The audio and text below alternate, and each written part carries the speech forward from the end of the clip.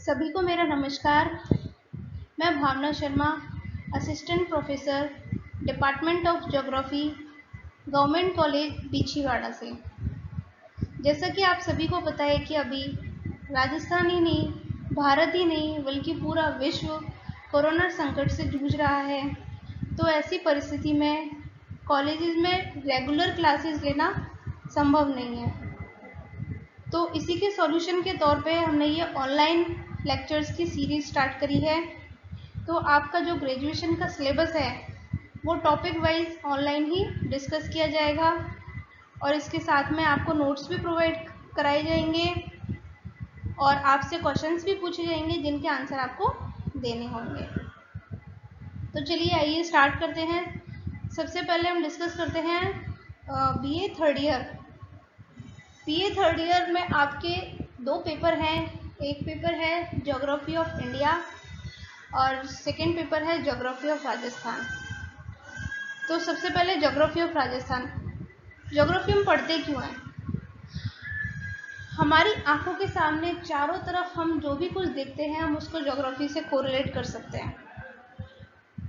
अब देखने के लिए बहुत सारी चीज़ें होती हैं तो उसको एक कंसाइज वे में कि हाँ किस तरीके से सिस्टमेटिकली पढ़ा जा सके, इसीलिए क्या है कि हमारा जो सिलेबस है उसको हम 5 यूनिट में डिवाइड करते हैं।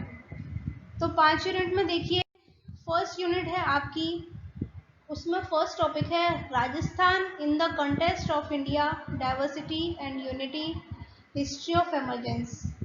इस टॉपिक में हम राजस्थान की भारत के संदर्भ में क्या स्थिति है, राजस्थान में कितनी विविधताएं हैं लेकिन फिर भी एकता बनाए हुए हैं, राजस्थान की हिस्ट्री क्या रही है।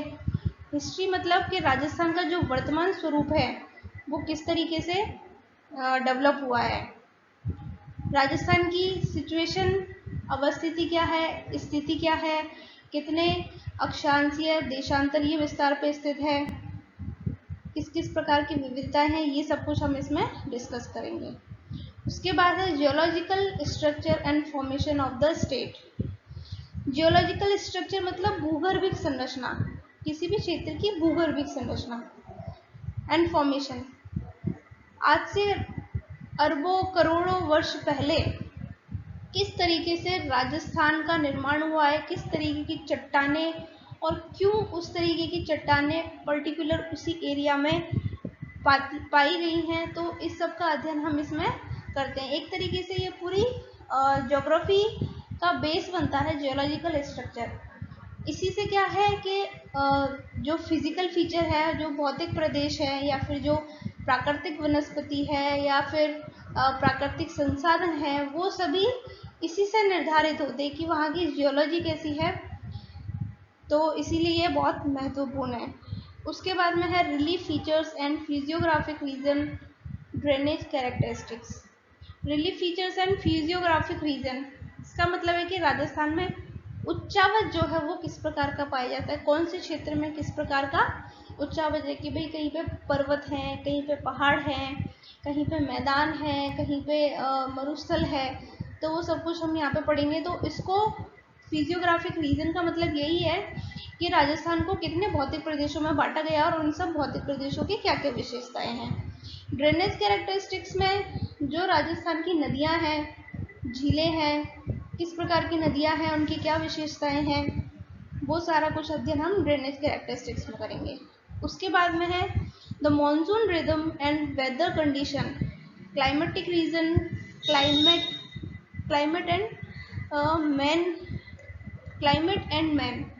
ओके, इसमें हम देखेंगे राजस्थान में जो मॉनसून है, मॉनसून की क्या स्थिति है, कितना मॉनसून है, कितना आता है, क्या क्या ऐसे तत्व जो मॉनसून को प्रभावित करते हैं और क्लाइमेट को प्रभावित करते हैं, वो सारा कुछ अध्ययन हम इसमें करेंगे। और उसके बेस पे फिर क्या क्लाइमेटिक रीजन है राजस्थान के, बारिश के आधार पर तापमान के आधार पर, आर्द्रता के आधार पर, ये सारी कुछ क्लाइमेटिक विशेषताएं होती हैं। तो इनके आधार पर हम पूरे राजस्थान को क्लाइमेट में डिवाइड करेंगे।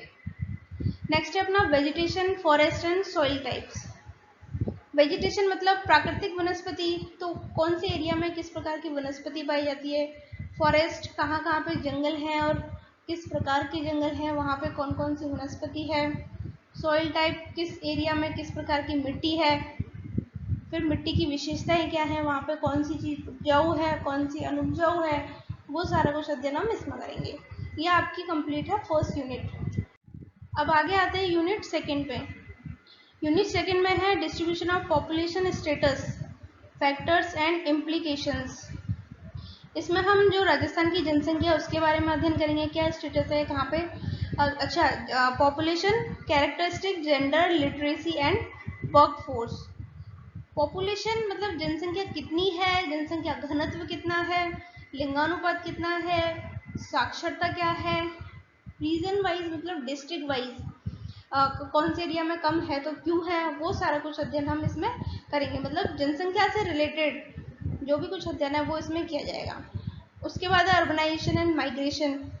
नगरीकरण की क्या स्थिति है, कौन कौन से बड़े नगर हैं और वही बड़े नगर क्यों हैं, वहीं पे नगरीकरण इतना ज़्यादा क्यों है। माइग्रेशन स्टेटस क्या है, माइग्रेशन मतलब प्रवास के प्रकार क्या है, कहाँ से किस प्रकार का प्रवास हो रहा है और क्यों हो रहा है, वो सारा कुछ हम इसमें पढ़ेंगे।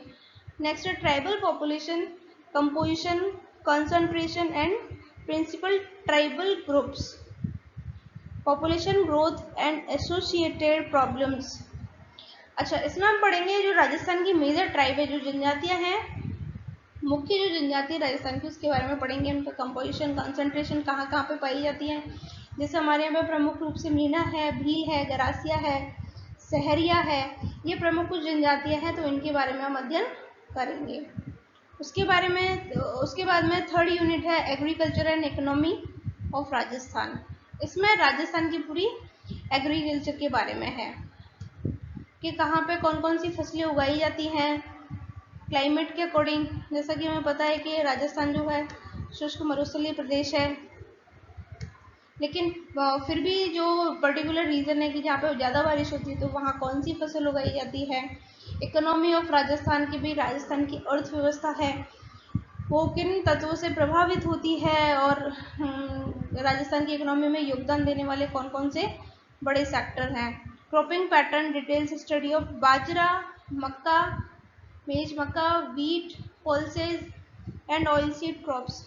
ये कुछ प्रमुख फसलें में दे रखी है, इनका हमें अध्ययन करना है। जैसे बाजरा है, राजस्थान में बहुत ज़्यादा मात्रा में उगाया जाता है क्योंकि इसके लिए कम बारिश की जरूरत होती है। मेज मक्का हो गया, वीट गेहूँ, पल्सेज दालें हैं, ऑयल सीड जो जिनको बोलते हैं तिलहन फसलें, जिन फसलों से तेल निकाला जाता है वो हो गई तिलहन फसलें। तो इन सब के बारे में हम अध्ययन करेंगे। उसके बाद में है source of irrigation system of Indira Gandhi canal and Chambal command area, problem of depleting ground water resources. ये सबसे महत्वपूर्ण है टॉपिक। सोर्स ऑफ इरिगेशन मतलब सिंचाई, क्योंकि यहाँ पे बारिश बहुत कम होती है तो सिंचाई के साधनों की आवश्यकता है, बहुत ज़्यादा आवश्यकता है। तो इसी सिंचाई के साधनों की आवश्यकता को देखते हुए इंदिरा गांधी कैनाल प्रोजेक्ट है वो राजस्थान का ही नहीं, भारत का ही नहीं, विश्व की सबसे बड़ी नहर परियोजना मानी जाती है। और साथ में है Chambal command area, problem of depleting ground water resources. ये दो परियोजनाओं के बारे में पढ़ेंगे और इसके साथ में कि भाई राजस्थान में जो ग्राउंड वाटर है, भूगर्भिक जो जल है, भूजल है, वो कम क्यों होता जा रहा है, इससे संबंधित हम अध्ययन करेंगे। अगला है live stock resources distribution by composition and size, dairy development. Live stock resources, जैसा कि हम जानते हैं कि पशुधन में राजस्थान का नाम अव्वल राज्यों की गिनती में आता है। तो राजस्थान में जो पशुधन है उसका पूरा अध्ययन करेंगे। कंपोजिशन क्या है, साइज क्या है, सारी डिस्ट्रीब्यूशन क्या है, कहाँ पे गाय है, भैंस है, ऊँट है, कहाँ पे कितनी मात्रा में और क्या है, और डेयरी प्रोडक्शन क्या है, डेयरी डेवलपमेंट, जो डेयरी की अभी सिचुएशन है करंट में राजस्थान में क्या है। उसके बाद में major agriculture problem and their solution. अच्छा, कृषि से संबंधित क्या क्या समस्याएं हैं और उनका फिर क्या क्या सॉल्यूशन हो सकता है, क्या क्या उनका निदान किया जा सकता है, उसका अध्ययन हम करेंगे। ये यूनिट थर्ड। उसके बाद में आते हैं यूनिट फोर्थ पे। ये है minerals, industries and economy of Rajasthan. Minerals मतलब खनिज। जैसा कि हम जानते हैं कि राजस्थान को खनिजों का अजायब घर कहा जाता है। राजस्थान में विभिन्न विभिन्न प्रकार के खनिज पाए जाते हैं। तो उन खनिजों पर बेस्ड इंडस्ट्रीज कौन कौन सी है, अर्थव्यवस्था, राजस्थान की अर्थव्यवस्था पे क्या प्रभाव डाल रहे हैं, ये सबका अध्ययन करेंगे। Detail study of. अब मिनरल्स में भी कौन कौन से मिनरल्स को पढ़ेंगे। रॉक फॉस्फेट है, माइका है, मार्बल, संगमरमर हो गया, अभ्रक, माइका मीन्स अभ्रक, सोप स्टोन हो गया जो अपने घिया पत्थर है, लाइमस्टोन चूना पत्थर है। तो ये जो मिनरल है इनका हम विस्तृत अध्ययन करेंगे। Status of potential of energy minerals, ये कुछ एनर्जी मिनरल्स हैं, मतलब वो मिनरल्स, वो खनिज जिनसे हमें ऊर्जा प्राप्त होती है, जैसे lignite, petroleum and natural gases. तो इनके बारे में पढ़ेंगे। Detail study of industries. Industries कौन कौन सी इंडस्ट्रीज, उद्योगों के बारे में पढ़ेंगे। जिंक, जस्ता उद्योग है, सीमेंट उद्योग है, केमिकल उद्योग है, cottage and small scale industries, क्योंकि यहाँ पे बहुत ज़्यादा बड़ी मात्रा में लार्ज स्केल इंडस्ट्री नहीं है। Cottage industry, small scale industry मतलब लघु उद्योग जो है, तो वो किस बेस पे है, किस आधार पे लघु उद्योग यहाँ पे लगाए हुए हैं, वो सब का अध्ययन हम करेंगे। इंडस्ट्रियल प्रॉब्लम्स, अब उद्योगों से संबंधित समस्याएं क्या क्या हैं वो सब। अगली अपनी last unit tourism. Tourism, basis of tourism in Rajasthan, major destination, tourist by place of origin. इसमें हम पूरा जो राजस्थान का पर्यटन है, ये है राजस्थान में एक बहुत ही इम्पोर्टेंट इंडस्ट्री है। तो पर्यटन से रिलेटेड जो भी है ये पूरा विस्तृत अध्ययन हम इस यूनिट में करेंगे। Means of transportation, network of roads and railway and related problems. Transportation मतलब हमारे परिवहन के कौन कौन से साधन हैं। तो जैसा कि हमें पता है कि सड़क परिवहन है, रेलवे है, जल परिवहन राजस्थान में है नहीं, तो जो सड़क परिवहन है और रेलवे है उसका हम इसमें अध्ययन करेंगे और इनसे संबंधित क्या क्या समस्याएं हैं। अगला है drought in Rajasthan, nature, causes, implication and coping measures. अच्छा, ड्रॉथ बोलते हैं सूखा को, क्योंकि राजस्थान में बारिश की प्रॉब्लम रहती है, बारिश बहुत कम होती है, तो इसीलिए सूखे की प्रॉब्लम से राजस्थान ग्रसित रहता है। तो ये नेचुरल है, क्या क्या इसके कारण है, क्या क्या इम्प्लीकेशन है और उसका क्या क्या सॉल्यूशन किया जा सकता है इसका अध्ययन करेंगे। Basis of regions of Rajasthan and study of different scheme of regionalisation, detail studies of Marusthali and Aravalli region. Okay, basic regions of Rajasthan and study of different schemes of regionalisation.